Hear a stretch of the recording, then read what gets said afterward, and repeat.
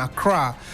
My name is Martin Asiedu-Dartey. Coming up this evening, President John Mahama, acting on the recommendation of the Police Council, grants Christian Tetteh Yohonu 2 years extension as the Inspector General of Police. Meanwhile, President Mahama says he will appoint the Ministers of Defense, Environment, Science and Technology next year after the Christmas and New Year holidays. Also coming up, pressure is mounting on the presidency to remove Special Prosecutor Kissi Agyebeng.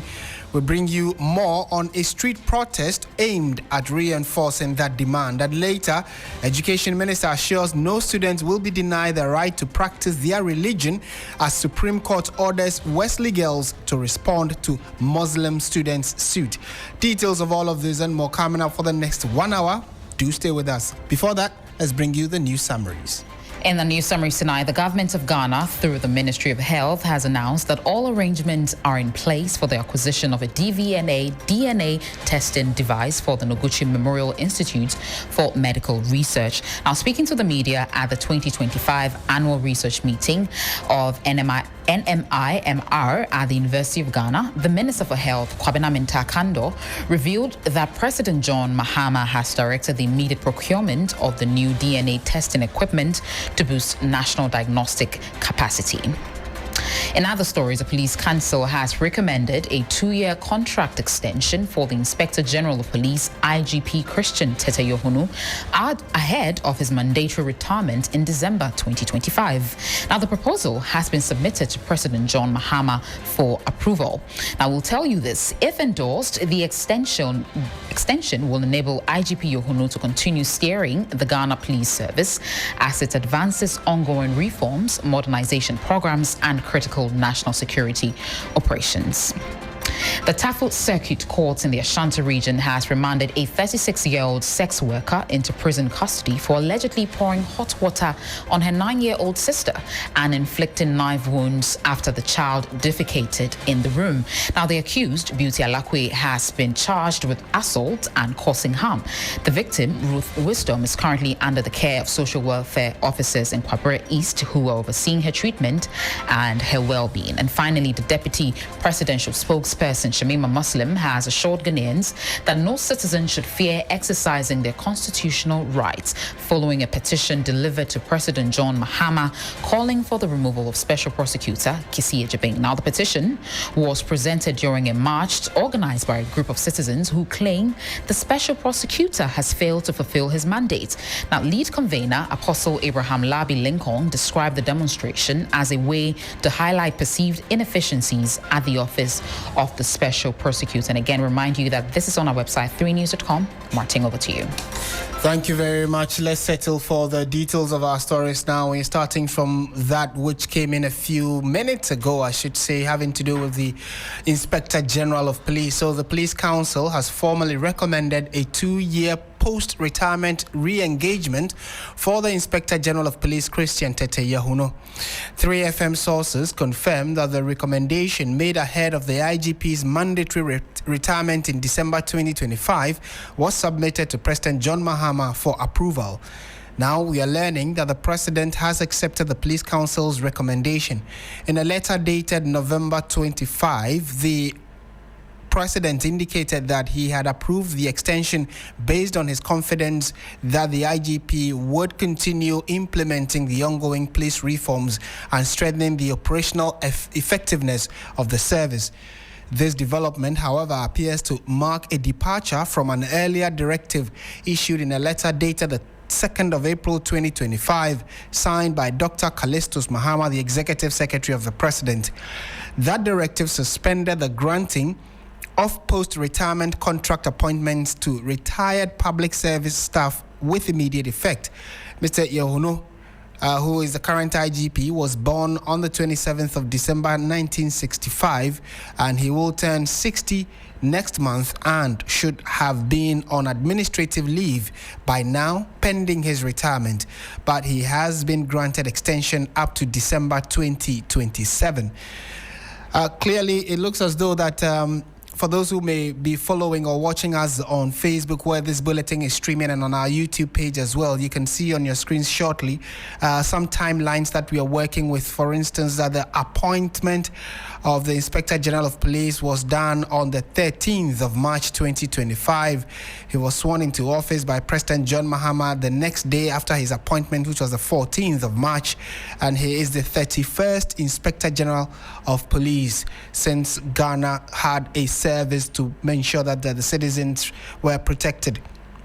And Christian Tetteh Yohonu is the 25th Ghanaian to lead the Ghana Police Service since Ghana's independence in 1957. And you'd recall that he was the successor of Dr. George Akufo-Dampare, who was until the appointment of Christian Tetteh Yohonu. He was the IGP who was appointed by the previous administration, who was then the president. The then president was Nana Addo Dankwa Akufo-Addo. It was under his tenure that George Akufo-Dampare was appointed, and he served a few months into this current administration's tenure. So it was later, about 3 months into the new government taking over the reins of the country, we still had George Akufo-Dampare. So it was later in March that he was asked to go on leave, compulsory retirement, and then the current administration appointed Christian Tetteh Yohonu, who has served, and currently what we do know is that he's been given an extension to serve 2 more years, and it was based on the recommendation of the Police Council. And the 1992 Constitution, Article 201, is on the establishment of a Police Council, and we're going to quote portions of it for you. So it says that, for instance, that the Police Council advises the President on matters of policing relating to internal security, including budgeting, administration, and promotion of police officers above the rank of Assistant Commissioner of Police. That's the COP.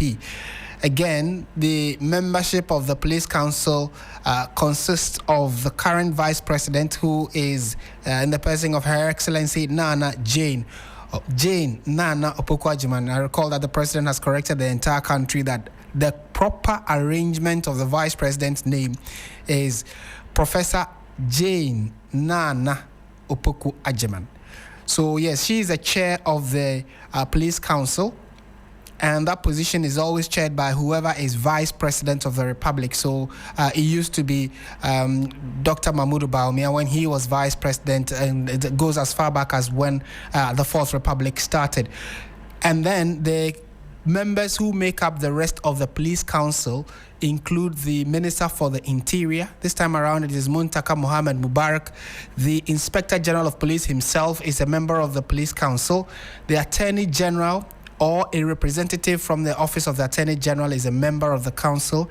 A lawyer nominated by the Ghana Bar Association, a representative of the Retired Senior Police Officers Association, a representative of the senior rank of the police service, a representative of the junior rank of the police service, and then 2 other members who will be appointed by the president. So they are a 10-member police council led or chaired by the vice president, and also has the interior minister, the IGP, a rep from the office of the attorney general in attendance to their meetings. So that is those that make up the police council, and it is based on their advice that they have asked the president to extend by some 2 years the tenure of IGP Christian Tetteh Yohonu. We'll try and get some further perspectives on this. And you recall that almost every time that a new IGP is nominated or a name is thrown out into the public of who is likely to become a new IGP, there is some public reaction to it. So when George Akufo-Dampare was named a few years ago, when his name came up in the media that he was likely to be the next IGP, there was quite some reaction. Security analysts, experts, and individuals and people within the police service all had reactions to it. Same was done for Christian Tetteh Yohonu, who many thought that should have even been an IGP longer or much earlier. But following some back and forth well, the current administration thought that based on the kind of strategy they intended or had in mind for the Ghana Police Service, they'll need a man of his experience to steer the affairs of the Ghana Police Service. And so he was moved from the position of an administrative officer to now be the substantive IGP, and has been there for the last few months. So let's try and get some security perspectives on this. What does it really mean? Joining us now is Dr. Victor Doke, who is a security analyst himself and a lecturer at the Kofi Annan International Peacekeeping and Training Center. Doc, a very good evening to you. Thank you for joining us on 3FM. Thank you for having me, Martin. Right. What do you make of this decision where the president has extended the tenure of the current IGP on the back of recommendation by the police council? Right. So I think every leader has a prerogative with the aspect of the council, having looked at what the IGP has done in the short period of time. The aspect of the IGP delivering on the instructions of the president regarding the investigations of the aftermath of the post-election violence. One, the performances with regards to the fight against Galamsey, where he instituted the task force, the IGP Special Task Force, and currently what is ongoing with regards to visibility, enhancement of personnel in areas, fighting crime, what we know about in Tamale and whatnot. So I think all these things have gone into consideration for the police council to now decide that the IGP should continue. Now, breaking that aspect of continuity would hinder security in some sense. Now, going forward, how does it deliver more and not to, relapse on any kind of backlogs and then have some challenges is what we are looking at. If the president decides to go by recommendations of the police council, then he would continue his tenure. If not, then it means somebody else will come in. It will also offer an opportunity for new ideas, new opportunities, new spaces with regards to how we can now look at threats facing us. So all in all, whether he continues or a new person coming in will be good for the security space with regards to the police itself. Right. And do you, we may not be able to tell, but do you foresee or do you think that the president himself must have been in appreciation of what the current IGP is doing, for which reason he, in a few hours after the recommendation got to his desk, as we are told, he straight ahead went and said, okay, I actually do like what he's doing, so let's keep him in there. Considering also the fact that a number of restructuring is happening in the police service. So do you believe that it is based on the president's own appreciation of what Christian Tetteh Yohonu is doing as IGP, for which reason he easily accepted this recommendation by the police council? Yes, of course. The president is someone who really observes and one who respects human rights and ensures that his people he's leading are safe. The mandate he's giving to the IGP and what he has done so far, he thinks that he should continue based on the recommendations. But aside the recommendations, I know that he would be happy with the IGP's performance with regards to what specifically he asked for the IGP to do and it's been delivered. So that alone will give the IGP thumbs up, the eyes of the president, for him to continue. Now, going forward, what are the mandate for the IGP? We're looking at the festive season, and after the festive season, what happens? So he has a task ahead to ensure that trust, that kind of legacy he has started to build would continue. You mentioned a restructuring. Yes, not only the restructuring, but taking into consideration the well-being of the personnel. The promotions that he has done shortly with regards to the men who were able to fish out some criminals and all of these things. So these are things that the personnel, the men on the ground there want, the morale to be boosted. And trust me, when you go down to ask some of the personnel themselves, they will tell you that you should continue.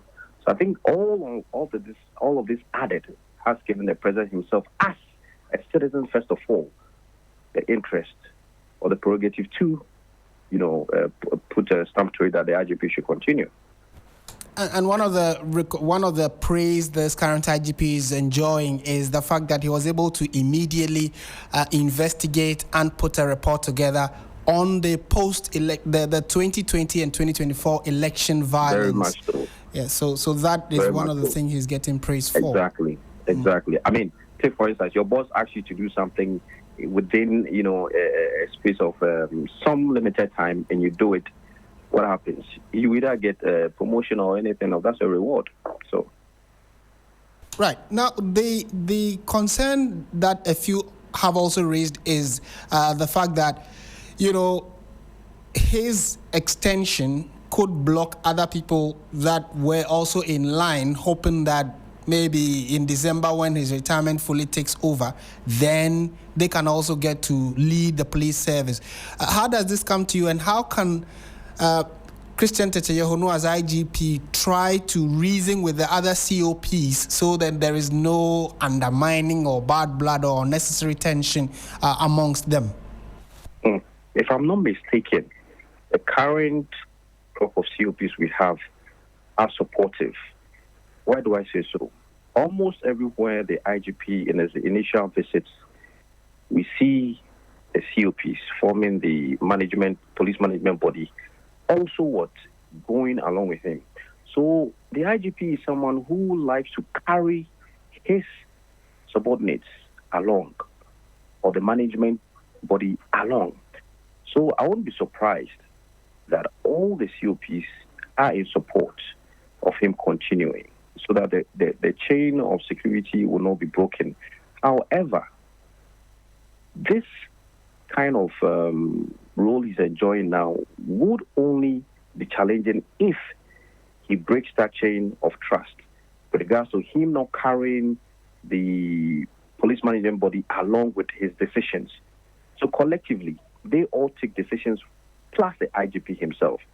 So I think if there is any other issue with regards to him continuing, we would have heard it by now. However, if he underperforms, it offers the opportunity for all of us now to see and then recommend that somebody else should come. But I think for now, I can confidently say he has the backing of the COPs, and then he'll continue in the right regard, continue to carry them along for all of them, for the sake of the country and the peace of the country we are enjoying. There should be unity in one front. My final question, Doc, will be the first few months when he took office. He had some challenges which had to do with some by-election we had, and people were quite shocked at how the police seemed to were in 6s and 7s. They didn't know what was happening around them. The Ablekuma North constituency election is a case in point. And on the back of that, I think there was another by-election, and it wasn't a by-election, it was a rerun of an election, and this time around he seemed to have gotten it right in terms of providing security. So that was a major test. Going into the new year, what, in your estimation, should be his key priority areas as IGP? One, we are looking at how we can sustain the peace and then fight crime. Every festive period brings about a lot of issues. Visibility is key. How he should be able to look at the visible aspect of his men being everywhere. And this comprises of if they have to acquire more equipment, operational equipment, vehicles, whatever that they need should be done. And then it would enhance the capability of the police themselves. Number two, intelligence building. In every success, when you talk about security, you need to have a robust, effective, efficient intelligence. That is very key. Collaboration with other sister security agencies, we need to look at more of those things. And what he has started with regards to his task force in Tamale, I had wished there had been a coordinated operation.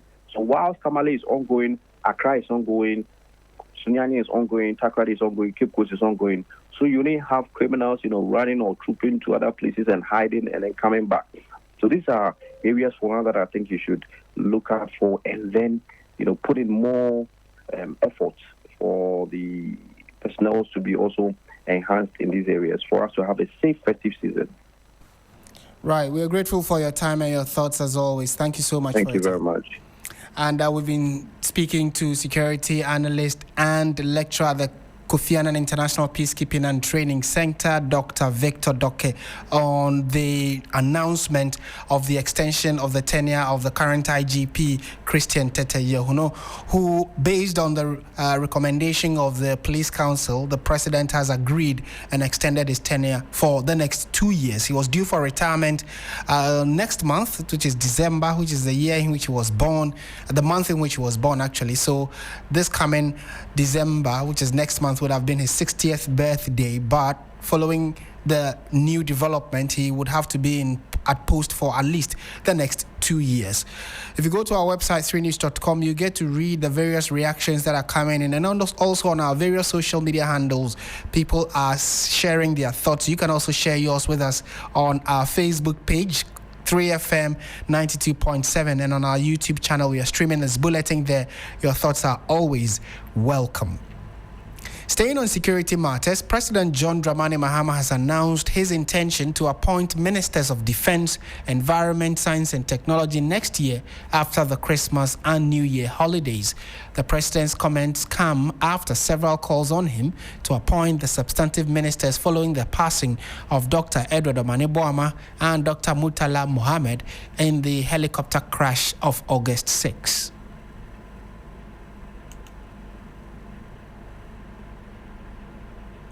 We'll bring you the inset of the President's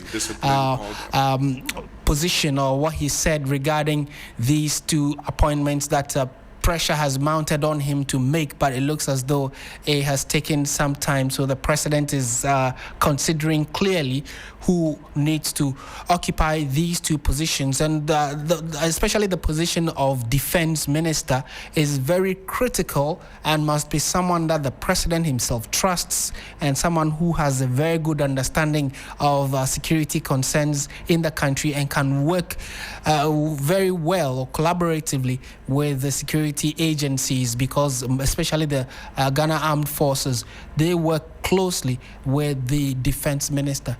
So it looks as though the President would have to rethink through deeply who he is going to be putting in that position. And he has given us the next specific moment that the IGP, I beg your pardon, the Defense Minister and Environment Minister will be appointed. Let's listen to the President now. It's taking fiscal discipline. We've had to be disciplined, all the appointees. We made a promise to appoint not more than 60 ministers, and some people said, how are you going to work with only 60 ministers? As I speak today, we're working with 58 ministers because, unfortunately, they say Allah gives and Allah takes. He took two of our comrades, and we haven't filled those positions yet. I can see people speculating he's going to appoint a new defense minister, a new environment minister.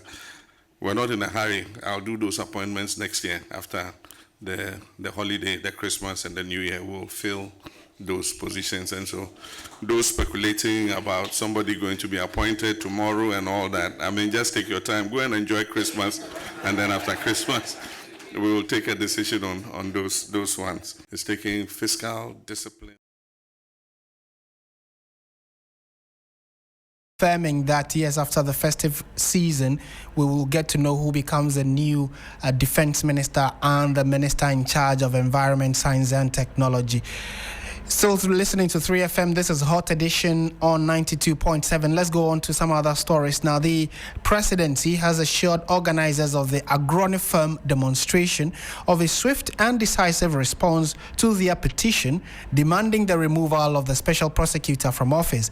The protest, which lasted about 2 hours, drew notable public support, with many demonstrators arguing that the office of the Special Prosecutor duplicates the mandates of the Economic and Organized Crime Office, EOCO, an institution they believe is fully capable of handling corruption-related investigations on its own.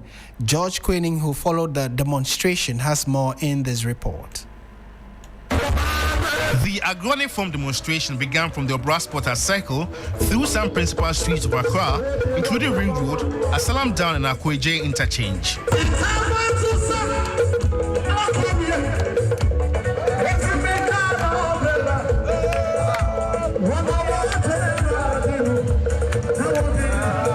what was meant to be a one-man demonstration attracted other protesters to demand the removal of the Special Prosecutor Kissi Agyebeng over what the group describes as his failure to fulfill his mandate.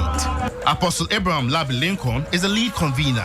If it's not ready, we'll move ahead to another level. Me, I don't care. Listen, I staged a one-man demonstration. So me, I don't care about no more people that are coming home. I want to fulfill a mission. Yes. And I fulfill it. Whenever I deliver my petition, I am done with what, and I'll come back again if I don't hear anything good news.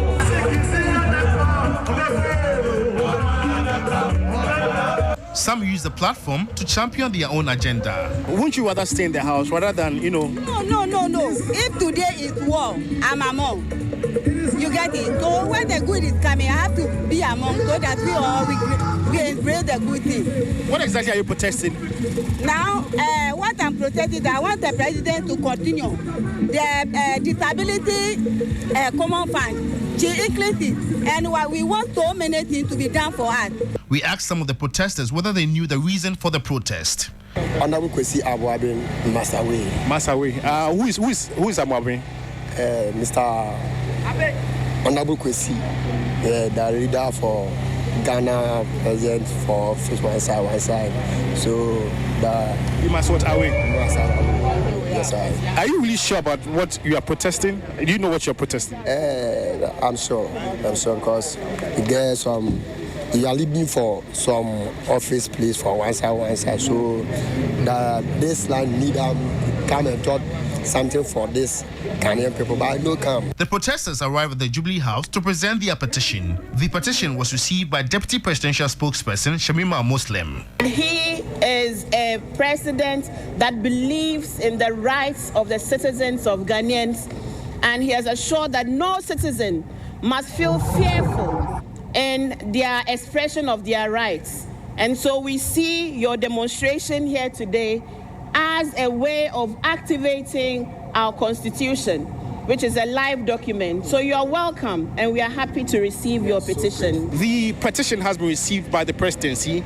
That was received on behalf of the president by Shamima Muslim. And according to the lead convener, Apostle Lincoln, if nothing is done about this very petition, he will come back again and protest until the right thing is done. George Queening, Jubilee House, Accra. And let's come in studio now and speak to Apostle Abraham Lincoln Labi, who was the lead convener for the Agronifem demonstration. Apostle, good evening. Thank you for joining us on 3FM. Good evening, my brother. How are you doing? Greetings to your listeners. Good. I'm very well, thank you. What would you say is your observation of today's demonstration? How did it go for you? To me, it was successful because it was a one-man demonstration. And I was able to present my petition to the president. So I think a mission has been accomplished. And tell us about the attendance. Was the number you got what you expected? No, really. I wasn't expecting huge attendance because I, as you know, I declared a one-man demonstration. So I wasn't expecting, huge number. Like the way people bus people to venue. No. It was a one-man demonstration, and people said, okay, I want to join you. So whoever wants to join me, like Martin Table joined me, other people also joined me. But I wasn't expecting a huge crowd. No. Okay. Well, if the huge crowd come fine, if it doesn't, my mission is to present my petition to the president. That's all. Remind my listeners what exactly, maybe two key reasons why you undertook this demonstration, and how do you intend to see this play out? Well, number one, he granted an interview with KSM that he saw Ofrata going. And looking at that angle, how do you just see somebody going while you know? So in my petition, I said he demonstrated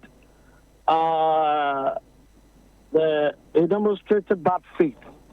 If you look at how much this petition that I made, because you saw the person going and they said you couldn't do anything about it. A whole OSP, a whole institution. You cannot do anything about it. Now, why don't you come out and organize a press conference that I saw this person go? My intel tells me that this person is leaving the country. So, look, I try all the best, but whatever didn't work for me. I tell you, even if he come out to make that statement, he will vindicate it today. But you kept quiet. You didn't talk about all these things. Today that you want to defend yourself, you are talking about it. How can we believe you? You owe allegiance to us. Okay. So how can we believe you? Do the job, whereby we also applaud for you. So you see, it means that faith. It means that you are not fit to the job. You should even resign. He should resign. He should tender his resignation. Okay. That's what I'm trying to say. I don't hate him as a person. I think I'm creating awareness to the president. Look, you said you will fight corruption. The oral team that you set, Ghanaians are waiting for you. And Kissi Agyebeng cannot fight that corruption you want to fight. He cannot fight it. I'm telling you, he cannot fight it. We'll go over and he cannot fight it. So what we have to listen. The other one also, Attorney General asked him to bring a docket. You understand? Extradition one. And it becomes you wrote letter or whatever to the chief of staff. Article 88 of the Constitution talks about it talks about the powers that Attorney General has. And also, you work right under the Attorney General. Why don't you go before the Attorney General and say, okay, this is it? Even when he went there, the Chief of Staff immediately released it to the Attorney General. And Attorney General asks you that bring the docket and 4 of investigators. A guy will tell you, so are you ready to fight corruption? Are you ready to help us? So you also believe clearly that he has not lived up to the expectation as a special prosecutor. Okay, so matter, he needs to be. He should write a resignation letter today. Okay, if I happen to be, I'll write a resignation letter today. You were received by a representative from the office of the president. What kind of assurance did you get that they were going to work with your recommendation? Very courteous and very nice lady, Shamima. And Shamima assured us that the president will act on it quickly. So that one day, I'm sure of it. If 2 months, 3 months, we don't hear anything, we'll hit the street. I will hit the street again. If I'm not hearing, I will hit the street again. Unless they will tell me that my petition doesn't carry weight or whatever. That one I will understand. But I will hit the street again if nothing is done. Right. I don't hit. Yeah, you see. So you're waiting for about say, let's say end of January, right? If you don't hear anything. No. Okay, and January or February. Okay. All right. Yes. Apostle, yes. Thank you so much for your time. Thank you so much. This evening, Apostle Abraham Lincoln Labi is the convener of the Agronifem demonstration, which happened earlier today. And the crust of the matter is that they're asking the president to consider the removal of the current Special Prosecutor Kissi Agyebeng, and their reasoning, amongst others, is that he has not been able to deliver the mandate of the Special Prosecutor, and for that reason, he should be given the sack. So what reaction should we be expecting from the office of the President? Well, we can only keep our fingers crossed and wait to see what they will say about this petition. Meanwhile, private legal practitioner Martin Pebu, who many of you know has been one of the key proponents of such a move, asking that the special prosecutor be removed, honored a second invitation by the office of the special prosecutor following allegations of corruption made by him. Martin Pebu also expressed concern over the office's capacity to investigate persons who make corruption allegations against the special prosecutor. Judith Brown reports.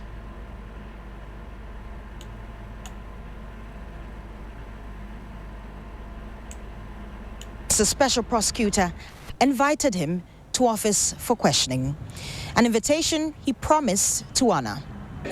No, so I've received the letter. So they brought me a letter, like he himself has said in the interview, that I should come on Tuesday afternoon. And I would be going. Why am I scared? I would not be scared at all. what I said, I still stand by it. Well, I'm standing right here before the office of the Special Prosecutor, where private legal practitioner Martin Pebu made entry a while ago. And after a while of questioning, this is what he had to say. We've not yet reached that stage of providing the further and better particulars. There are a lot of legal steps we are trying to go through, so we are negotiating them step by step. The OSP has no capacity to investigate me over the comments. No. Rather, what they are asking for is, this thing you've said there's a certain corruption. Give us further details so that we can investigate that crime.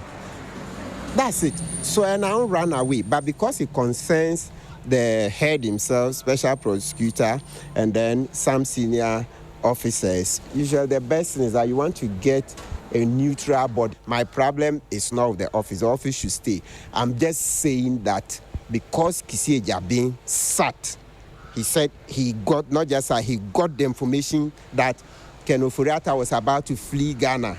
And Kissi Agyebeng didn't trust the Ghanaian people to help him by coming to give us the information as required by the preamble of the Constitution. He didn't get this simple constitutional law principle. And so with this, I just said, no.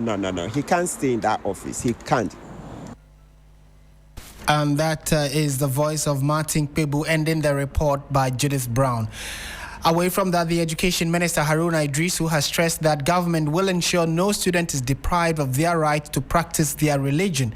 He was reacting to allegations that Muslim students at the Wesley Girls High School are being prevented from practicing their religion, the central issue in a suit filed by private legal practitioner Shafiq Osman. The Supreme Court has given the school 14 days to respond to the claims to pave way for the determination of the substantive matter. Speaking on the floor of Parliament on Tuesday, Mr. Iddrisu, who is the Education Minister, stated that any action that denies students of their religious rights will not be countenanced.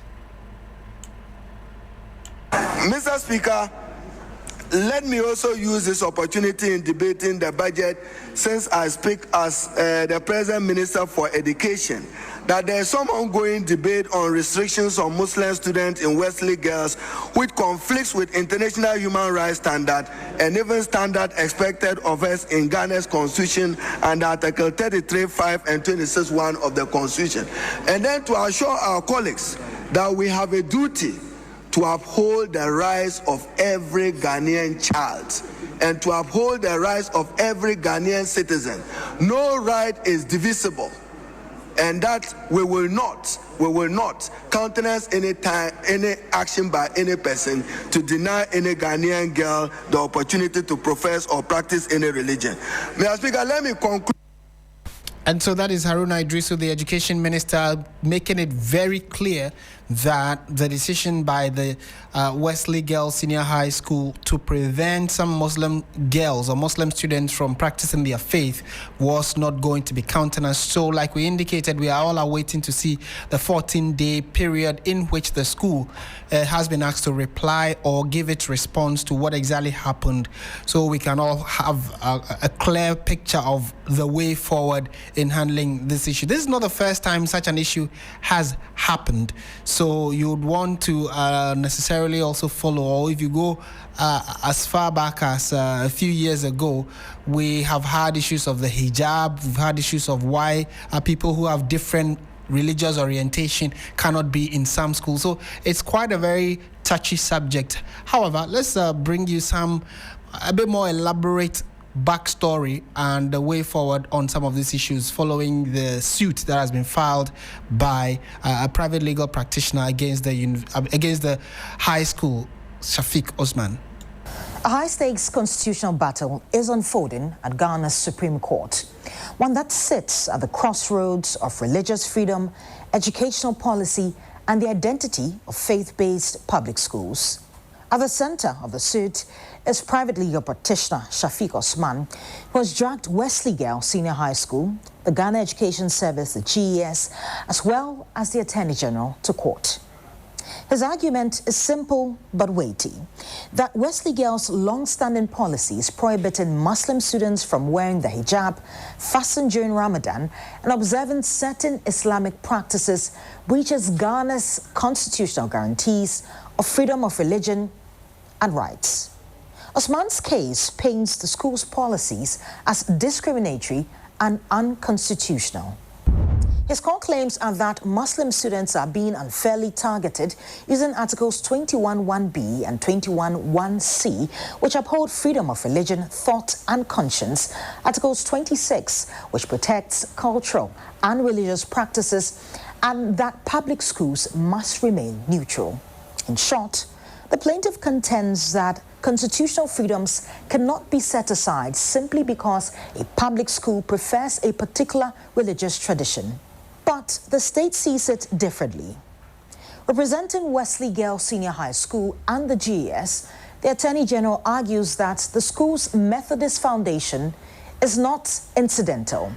It's integral, and hence its rules, he says, must reflect that heritage. He also argues that faith-based schools must retain autonomy and that the restrictions are not arbitrary. And according to the Attorney General, compelling the school to abandon these rules will dilute its distinct religious mission. At its core, the case forces Ghana to confront a delicate constitutional puzzle. Can a faith-based public school enforce religiously inspired rules if those rules conflict with students' freedoms? Well, critics of the Attorney General's argument insist that once a school accepts public funding and authority, it must place constitutional rights above denominational doctrine.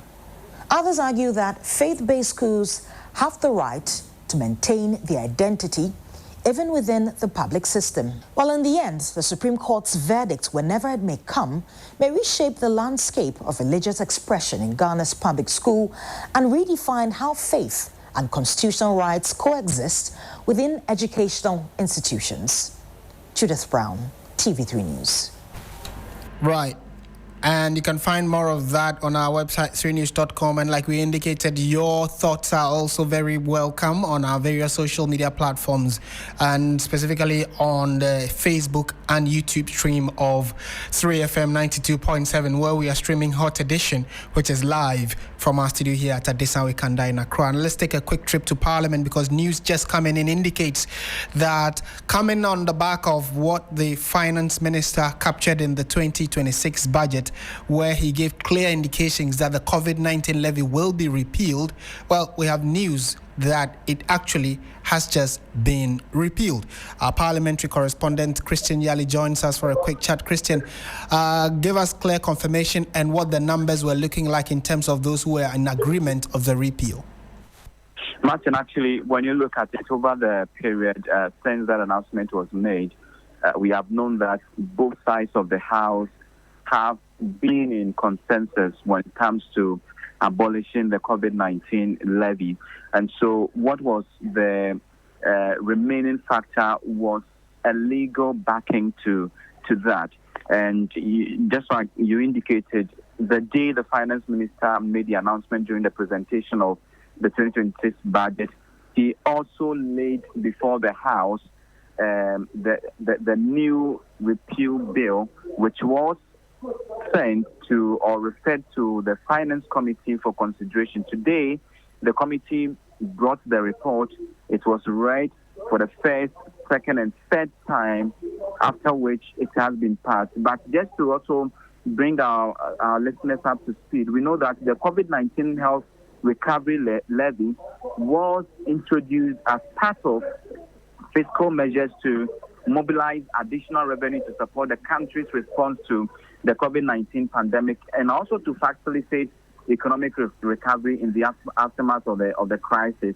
Now, when you listen to the Minister for Finance, he argues basically that levy, which was passed in 2021, has outlived its original purpose. And so what it means is that the repeal, therefore, is a part of a comprehensive value-added tax reform agenda, which is aimed at creating a more transparent, equitable, and growth-friendly consumption tax system. So that is what we have seen today. But actually, government was getting about 3.7 billion, cedis out of this levy. That is no more going to be the case. And just like they put it, we are now going to put back that same amount into the pockets of Ghanaians. But it is expected that other tax reform measures would help the government to recuperate the same amount and even more. All right, Christian Yali, thank you for that update from Parliament. And the breaking news is that the COVID-19 levy, which many of you had serious concerns against, has now been repealed, and so you will not effective today, or now that it has been passed, if hopefully by close of day today we'll get clarity. But from tomorrow going, if anybody asks that you pay a COVID-19 levy or is charging you for that, you can actually take the person on. Still in Parliament, though, we know that there has been a concern about sanitary pads that ladies use. So the Member of Parliament for Old Tafo, Vincent Ekosifwa, is claiming that government has overpriced the procurement of sanitary pads for girls, a statement that has been denied by the Education Minister.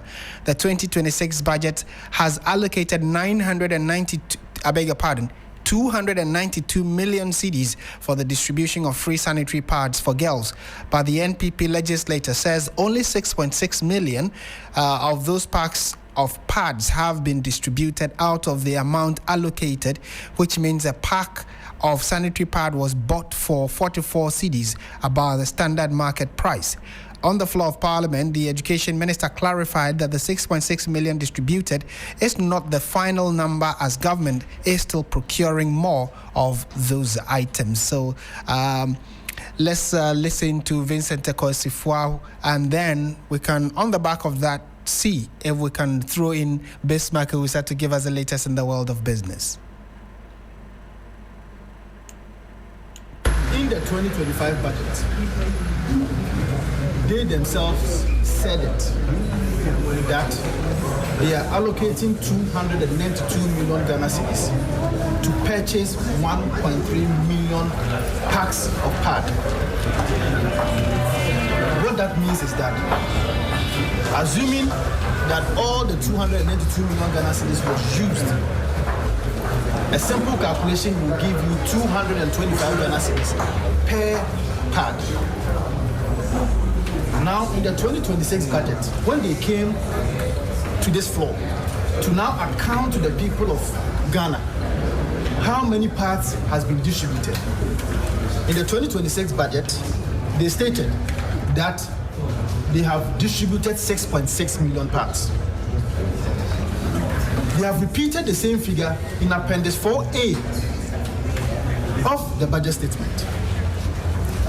A simple calculation will tell you that 292 million Ghana cedis divided by 6.6 million packs of pad is 44 Ghana cedis, almost 45 Ghana cedis. And so that is Vincent Ekosifwa, who is a Member of Parliament for Old Tafo. And clearly there have been reactions to that by the Education Minister. We'll bring that to you in subsequent bulletins. But it's now time for the latest in the world of business.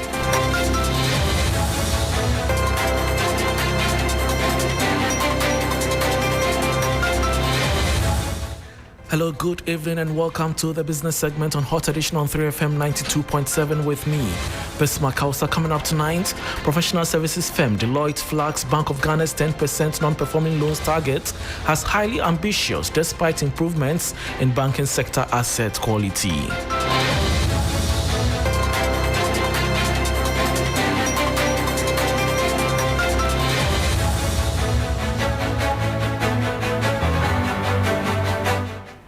Thanks for your company. Now to the details.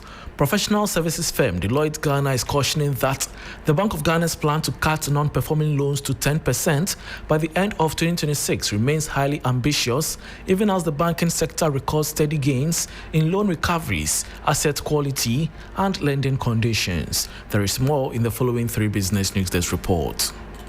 In its analysis of the 2026 budget, the firm noted that the industry's NPL ratio has dropped from 22.8% in 2024 to 20.4% as of September 2025. According to Deloitte, this progress has been supported by a stronger cedi, increased loan recoveries, deliberate write-offs, and modest credit growth. The central bank has issued new guidelines requiring banks to submit board-approved plans showing how they intend to manage and reduce impaired assets over the period. Deloitte also pointed to easier credit conditions, with average lending rates falling sharply from 30.6% to 22.7% within a year, and further declines expected as macroeconomic indicators stabilize. On bank restructuring, the firm highlighted a major turnaround at the National Investment Bank, NIB, following government's intervention package of cash, marketable bonds, and equity transfers. The support has lifted NIB's capital adequacy ratio to 23%, restoring full regulatory compliance and allowing the bank to refocus on SME financing.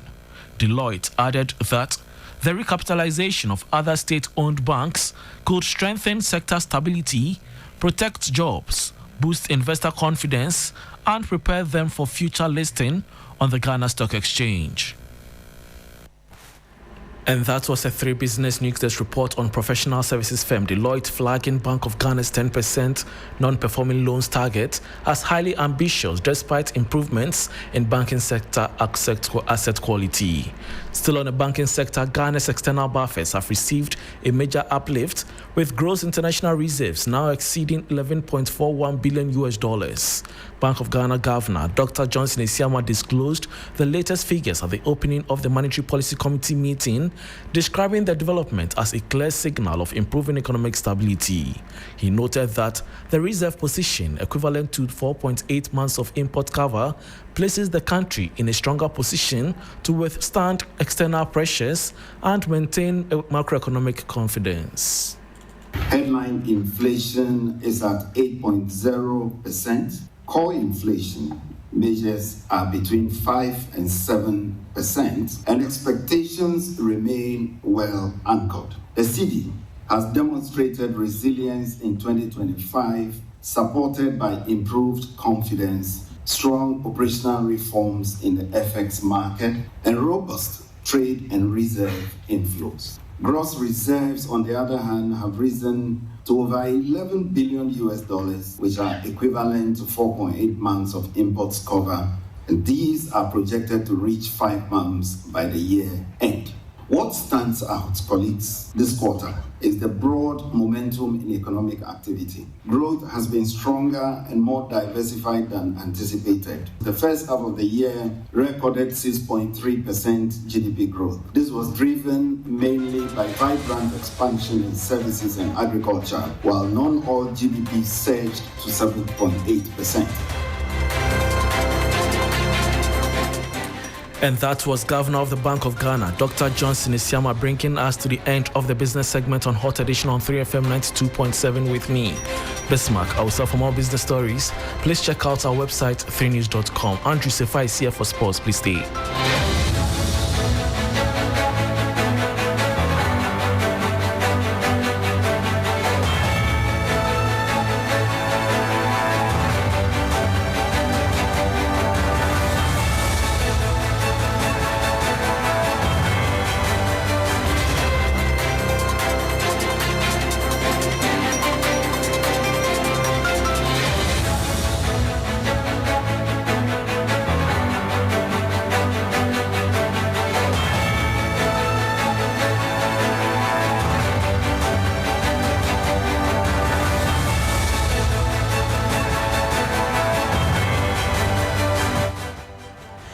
Hello, good evening, and welcome to the sports segment here on Hot Edition on 3FM 92.7 with me, Andrew Sefa Bamfo. Let's start off from the Champions League, where Galatasaray are taking on Royal Saint Union currently, while Ajax are also squaring off against Benfica in the early kickoffs. Later, 8 p.m. Bodo Glimt will also play host to Juventus, whereas Villarreal would also travel to the Signal Iduna to face Borussia Dortmund. Napoli will also look to get their campaign back on track when they do take on Karabakh, while high-flying Marseille would also take on Newcastle United. Meanwhile, Manchester City are also set to take on Bayer Leverkusen at the Etihad Stadium in what will be Pep Guardiola's 100th Champions League game with the Sky Blue. City are yet to be defeated after 4 rounds of games this season, scoring 10 times and conceding 3 times. City boss Pep Guardiola has assessed his team's campaign so far ahead of their tie against Bayer Leverkusen. Again, the Monaco, we play outstanding, and now we start the second the last 4 games, 2 at home, 2 away tomorrow. 13 the table in Bundesliga, massively important game to finish what we want to finish in the first 8, and of course winning tomorrow and 1 more point will be already qualified for the next round in front of the 23 or 24 teams like last season was in the first half in the Bruges game. Last one were out, so that's why tomorrow is important and focus is what you have to do. So that was Manchester City boss Pep Guardiola speaking. Now to the biggest game on the night, where Chelsea will take on Barcelona at Stamford Bridge. Both sides head into the game locked on 7 points on their table. However, Chelsea have received a huge boost in their bid to secure a first Champions League home victory over Barcelona since 2012 with the possible inclusion of star forward Cole Palmer. Palmer suffered a toe injury, missing a chunk of games for the Blues. Head coach of Chelsea, Enzo Maresca, provided an update on Palmer's injury situation. We don't know when, but for sure will be soon. It's already on pitch. It's already touching the ball. So, and the feeling is good.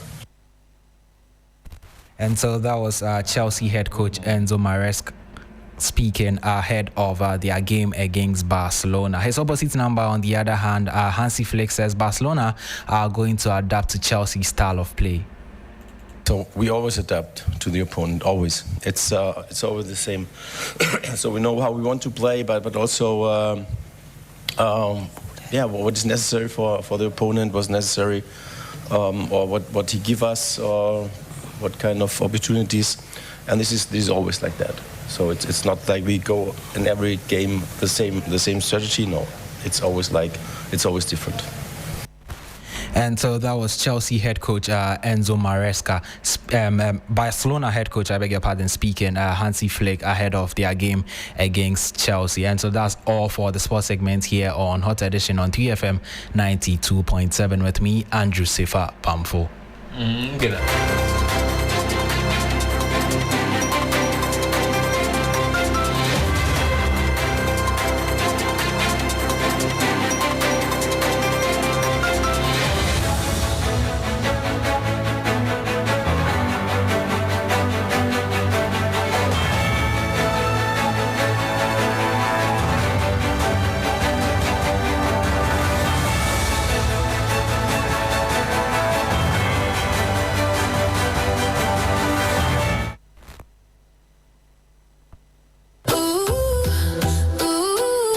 December, give your kids what they really want. Your time, your full attention. Cerelac in partnership with 3FM presents Family Fun Day.